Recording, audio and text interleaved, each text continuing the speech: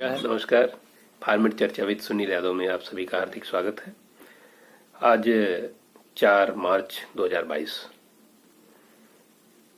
आप सभी ने जो हमारे फार्मेसी क्षेत्र के लोग हैं उन्होंने फार्मेसी एक्ट देखा होगा। और फार्मेसी एक्ट की बुक आप जब खोलते हैं या फार्मेसी एक्ट को खोलते हैं तो इन द स्टार्टिंग जैसे ही आप पहले पेज पे जाते हैं, फार्मेसी एक्ट 48 उसके नीचे एक डेट पड़ी हुई है 4 मार्च 1948। ये 4 मार्च 1948। 4 मार्च 1948 का मतलब कि फार्मेसी एक्ट 1948 ये 4 मार्च 1948 को भारत सरकार द्वारा पास करके ये भारत में लागू किया गया ये बिल। और आज 4 मार्च 2022। तो आज हम फार्मेसी एक्ट 1948 के बाद इस फार्मेसी एक्ट के 75वें वर्ष में प्रवेश करने जा रहे हैं। यानी कि ये हमारा डायमंड गोल्डन जुबली ईयर आज से प्रारंभ हो रहा है, जो 1 साल पूरा रहेगा। और अगले 4 मार्च 2023 को हम इसका 75वां वर्ष पूरा कर लेंगे, 75 वर्ष पूरे कर लेंगे। तो आज से हम इस गोल्डन जुबली वर्ष में प्रवेश कर रहे हैं फार्मेसी एक्ट के। फार्मेसी एक्ट पूरे भारत में फार्मेसी को रेगुलेट करने के लिए बनाया गया। और इसका जो प्रमुख उद्देश्य वो 3 उद्देश्य है। जो सबसे पहला उद्देश्य ये था कि फार्मेसी में जो लोग आ रहे हैं वो पूरी तरीके से एजुकेटेड लोग, कोई भी अनएजुकेटेड पर्सन फार्मेसी में न आए। और उसके लिए फार्मेसी एक्ट में तमाम प्राविधान किए गए। दूसरा उद्देश्य था कि कोई भी अप्रशिक्षित व्यक्ति, अयोग्य व्यक्ति औषधियों का प्रिपरेशन, मिक्सिंग, कंपाउंडिंग, डिस्पेंसिंग, भंडारण ये सब न कर सके। और अगर कोई ऐसा करता है तो उसको दंडित किया जा सके, दंड का प्राविधान हो और उसके लिए एम्पावर किया जाए किसी इन्फोर्समेंट सिस्टम को। तीसरा पॉइंट था कि कोई भी अयोग्य व्यक्ति फार्मासिस्ट शब्द, केमिस्ट, ड्रगिस्ट या फार्मास्यूटिस्ट इन शब्दों का गलत तरीके से प्रयोग ना कर सके। और इसके लिए भी एक व्यवस्था दी गई एक्ट में, एक प्राविधान किया गया कि ये इसका गलत उपयोग गैर कानूनी होगा और उसमें सजा का प्रावधान होगा। तो इन 3 मुख्य उद्देश्यों को लेकर के भारत में अच्छी औषधियां बने, फार्मेसी का क्षेत्र डेवलप हो, इसको ध्यान में रखते हुए भारत सरकार ने इस फार्मेसी एक्ट को देश में लागू किया। और जहां तक इस फार्मेसी एक्ट की बात है, ये कुछ डेटाज हैं।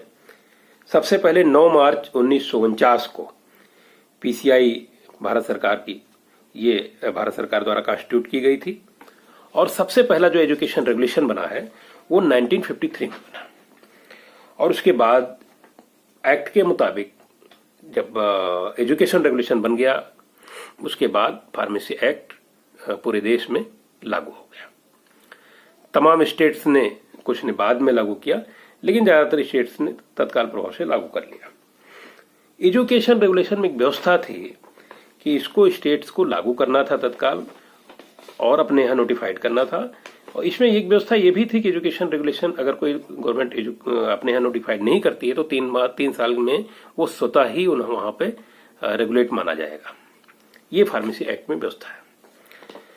तो जो पहला उद्देश्य फार्मेसी एक्ट के गठन का था, फार्मेसी एक्ट बनाने का था, वो ये था कि गलत लोग फार्मेसी के क्षेत्र में एजुकेटेड लोग आए।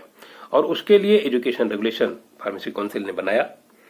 और एजुकेशन रेगुलेशन बना करके पूरे भारत में एक अच्छी व्यवस्था दी, जिसमें फार्मेसी के लोग, अच्छे लोग तैयार हो रहे हैं। और आज डिप्लोमा फार्मेसी से लेकर के बैचलर फार्मेसी के बाद मास्टर ऑफ फार्मेसी के बाद पीएचडी फार्मेसी, विभिन्न स्ट्रीम्स में मास्टर ऑफ फार्मेसी है। और फार्मडी भी हमारे यहाँ लागू है, डॉक्टर ऑफ फार्मेसी। तो इस प्रकार, और इसमें एक डेटा है फार्मेसी काउंसिल ऑफ इंडिया का ही है, मैं आपको बताता हूं। एक जो पीसीआई की एनुअल रिपोर्ट थी 2020-2021 की, उसके अनुसार 3150 फार्मेसी के कॉलेजेस डिप्लोमा फार्मेसी के हैं, जिसमें 1,90,000 लगभग फार्मासिस्टों ने एडमिशन लिया है, और 2223 बैचलर फार्मेसी के कॉलेजेस अप्रूव्ड हैं, जिसमें 1,66,841 बच्चों ने एडमिशन लिया है। कुल मिलाकर के 5393 कॉलेजेस ये हैं बैचलर और डिप्लोमा के, जिसमें 3,56,841 बच्चे ये एडमिशन लिए हैं। ये 2020-21 का रिपोर्ट है। और अभी पीसीआई की वेबसाइट पे जो 26 फरवरी को एक रिपोर्ट जो है, उसके अनुसार 286 फार्मडी कॉलेजेस हैं, 145 पोस्ट बैकलॉरेट फार्मडी के कॉलेजेस हैं, 30 ब्रिज कोर्स के कॉलेजेस हैं, 874 एम फार्म के विभिन्न स्ट्रीम्स के कॉलेजेस हैं। तो इस प्रकार पीसीआई ने इतने कॉलेजों को मान्यता दी है जो फार्मेसी के लोग निकल के आ रहे हैं और एजुकेटेड लोग फार्मेसी में पंजीकृत हो रहे हैं। तो अगर हम जो हमारे न्यूनतम योग्यता है एक्ट के मुताबिक डिप्लोमा इन फार्मेसी और बैचलर फार्मेसी पंजीकरण के लिए, उसके हिसाब से भी हम देखें तो हर साल 3,56,841, ये पिछले साल के डेटा के अनुसार, इतने फार्मेसी डिप्लोमा और ग्रेजुएट ये हमारे पंजीकृत हुए हैं।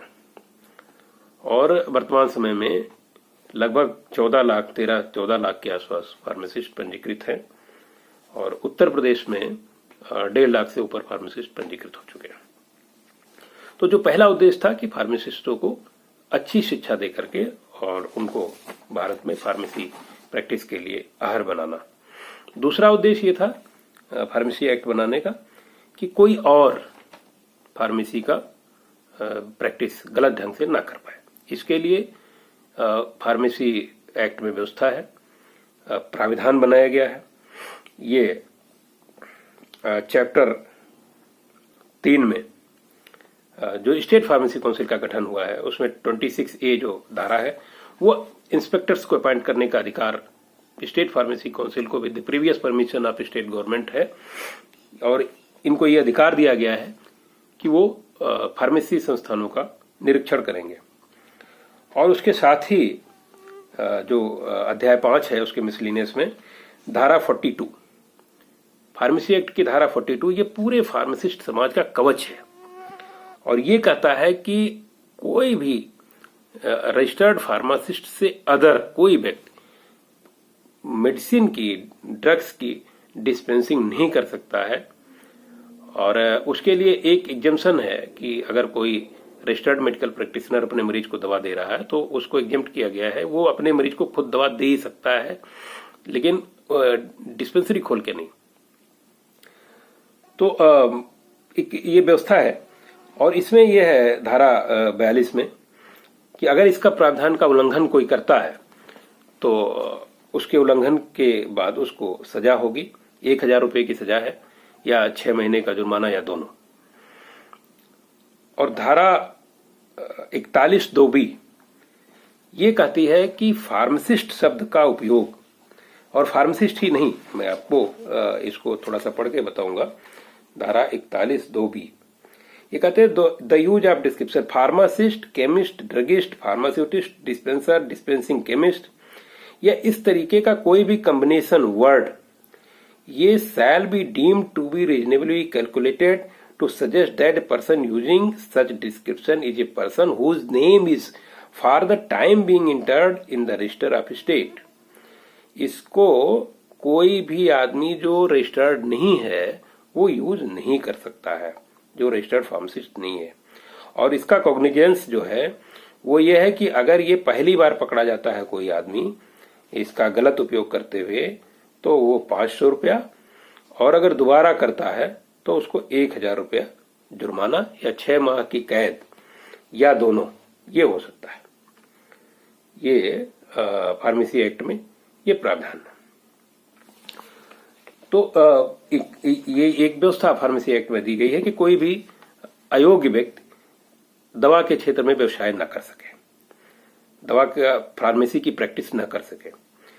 फार्मेसी एक्ट में जो चैप्टर 5 चैप्टर कुल हैं, जिसमें फर्स्ट चैप्टर सामान्य उसका है, सेकंड चैप्टर में आपका फार्मेसी काउंसिल ऑफ इंडिया का गठन है, और उसके सेक्शन 10 में एजुकेशन रेगुलेशन को बनाने का फार्मेसी काउंसिल को अधिकार, सेक्शन 11 में स्टेट्स में application of education regulation, section 18 में रेगुलेशन बनाने का अधिकार फार्मेसी काउंसिल ऑफ इंडिया को दिया गया।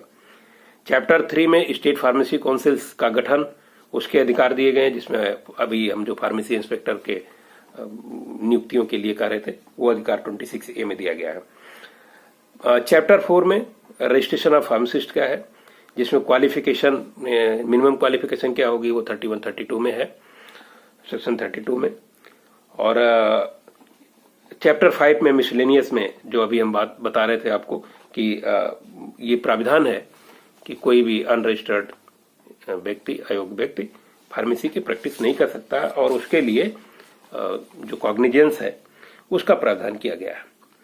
तो इस प्रकार कुल मिलाकर के स्टेट और भारत सरकार दोनों को इस फार्मेसी काउंसिल ने तमाम सारे अधिकार दिए हैं, और इसी के तहत एजुकेशन रेगुलेशंस बन रहे हैं। वर्तमान में diploma pharmacy education regulation, bachelor pharmacy education regulation में M pharma education regulation, pharm D का एजुकेशन रेगुलेशन, सारे एजुकेशन रेगुलेशन भारतवर्ष में लागू हैं, और इसी के अनुसार शिक्षा ग्रहण की जा रही है, शिक्षा दी जा रही है, और लोग शिक्षा ग्रहण कर रहे हैं। और निश्चित रूप से इसके तहत एक फार्मेसी के अच्छे लोग, योग्य लोग इस समाज में है, और यही कारण है कि आपने देखा होगा कि भारतवर्ष का जो फार्मेसी है, भारत के हमारे जो फार्मेसी के साइंटिस्ट हैं, उन्होंने अभी अपने देश का नाम बहुत रोशन किया। जब कोविड बीमारी आई और वैक्सीन बनाने की बात आई, तो फार्मेसी के लोगों ने उत्तर भारत में, भारतवर्ष में फार्मेसी की वैक्सीन कोविड की खोजी, और सबसे पहले हम लोगों ने वैक्सीन अपने यहाँ बनाया, और पूरे भारत को ही नहीं विश्व में तमाम सारी कंट्रीज में भारत के हमारे फार्मा वैज्ञानिकों ने, हमारे फार्मेसी के लोगों ने, इंडस्ट्री के लोगों ने, हमारे फार्मा इंडस्ट्री के फार्मासिस्टों ने, सबने मिल करके एक हमारे देश का नाम रोशन किया, और हमने विदेशों में भी वैक्सीन की सप्लाई की। तो फार्मासिस्टों ने इस देश का नाम आपदा में रोशन किया है, इस बात का ध्यान रखना है हमको। और ये जो फार्मेसी एक्ट है, ये फार्मेसी का कवच, फार्मासिस्टों का कवच है। इस देश में फार्मेसी व्यवसाय का कवच है। इस देश में औषधियों की सुरक्षा का कवच है। इस देश की आम जनता को खराब औषधियां, गलत औषधियां ना प्राप्त हो, गलत लोगों के द्वारा ना प्राप्त हो, वो एक कवच है। तो आज ये फार्मेसी एक्ट जब 75वें वर्ष में प्रवेश कर रहा है, तो निश्चित रूप से ये हम सभी के लिए गर्व का विषय है।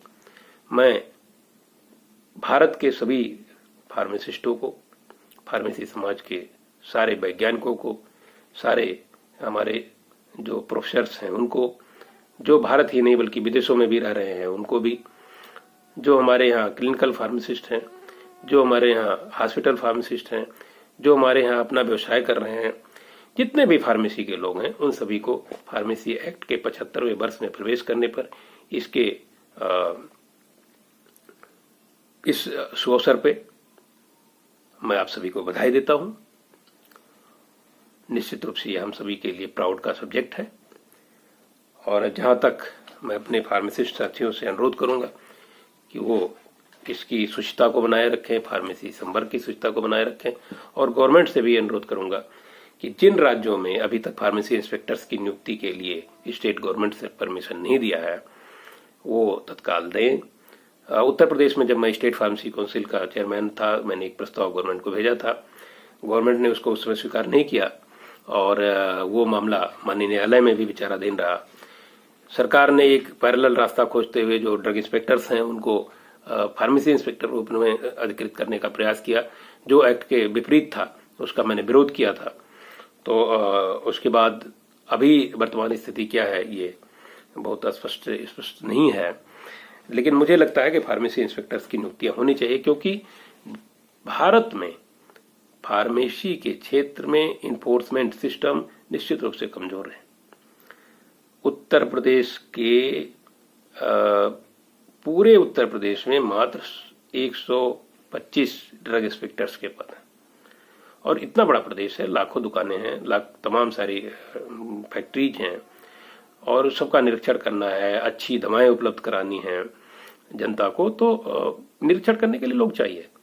तो फार्मेसी इंस्पेक्टर्स की नियुक्ति अगर स्टेट फार्मेसी काउंसिल करती है और उसको गवर्नमेंट परमिट करती है तो निश्चित ही ये इन्फोर्समेंट सिस्टम को बढ़ा करके और जनता के हित में उठाया जाने वाला कदम होगा। तो जिन राज्यों में ये लागू नहीं है तो मैं इस 75वें वर्ष पे चाहूंगा कि उन सभी राज्यों में इस इन्फोर्समेंट सिस्टम को मजबूत किया जाए और फार्मेसी एक्ट का परिपालन पूरे तरीके से हो, क्योंकि अक्सर ये देखा गया है कि कई जगहों पे फार्मेसी एक्ट का परिपालन नहीं हो पाता है। जैसे कि रूरल एरिया में तमाम जगहों पे औषधियों की दुकानें अप टू मानक नहीं है, अप टू स्टैंडर्ड नहीं है और उसको देखने के लिए इन्फोर्समेंट सिस्टम हमारा वीक है। तो मैं उस पर किसी पे आरोपित न करते हुए मैं गवर्नमेंट से चाहूंगा, अनुरोध करूंगा हमारी आने वाली गवर्नमेंट से उत्तर प्रदेश की कि वो फार्मेसी एक्ट 1948 का परिपालन उत्तर प्रदेश में शक्ति के साथ कराएं, उत्तर प्रदेश में फार्मासिस्टों का स्तर ऊंचा करें। और अभी फार्मेसी प्रैक्टिस रेगुलेशन जो भारतवर्ष में फार्मेसी काउंसिल ऑफ इंडिया द्वारा बनाया गया और भारत की सरकार द्वारा उसको गजट नोटिफाई किया गया है, वो भी पूरी तरीके से उत्तर प्रदेश में लागू नहीं है। मैं इस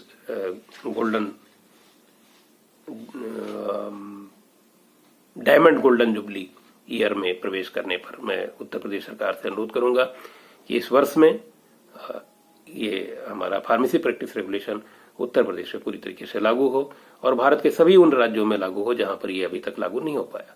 फार्मेसी की स्थिति सुधरे, फार्मेसी एक्ट का पूरी तरीके से परिपालन हो, इस आशा और इस विश्वास के साथ मैं उत्तर प्रदेश के सभी साथियों को, भारतवर्ष के सभी फार्मासिस्ट साथियों को बहुत बहुत बधाई देता हूं और उम्मीद करता हूं कि आप सभी स्वस्थ होंगे और इस देश की आम जनमानस को अच्छी औषधियां उपलब्ध कराएंगे।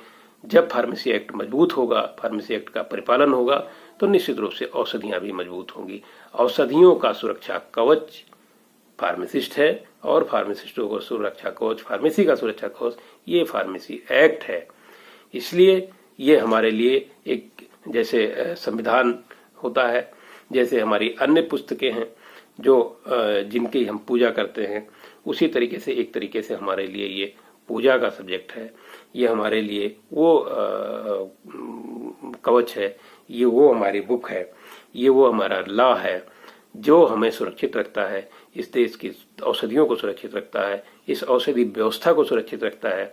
इसलिए इसके 75वें वर्ष में प्रवेश करने पे निश्चित रूप से हम सभी गौरवान्वित हैं।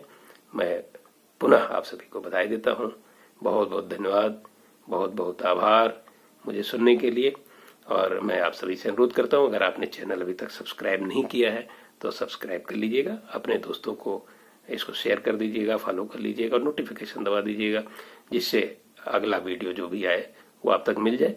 उद्देश्य सिर्फ इतना है कि आपसे हमारा संवाद होता रहे, इसीलिए इसका नाम फार्मेड चर्चा रखा गया है। फार्मेसी और मेडिसिन, मेडिकल दोनों की चर्चाएं, आपकी बात हम तक, हम अपनी बात आप तक ये पहुंचाते रहेंगे। और इस आशा के साथ बहुत बहुत धन्यवाद और बधाइयां, शुभकामनाएं। नमस्कार।